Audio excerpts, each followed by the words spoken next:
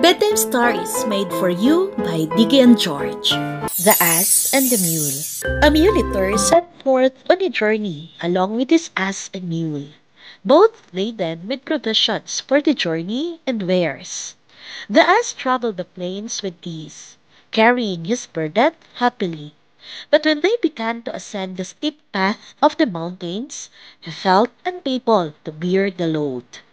He requested his companion, the mule, to relieve him of a small portion of his burden, but the mule paid no attention to his entreaties. The ass soon fell down dead under the load. Not seeing anyone around, the muleteer skinned the ass and placed its hide along with the load it was carrying on the mule's back.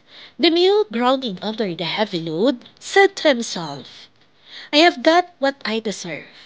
If only I had been willing to help the ass in his need, I would not be bearing this additional burden, and would also have a companion."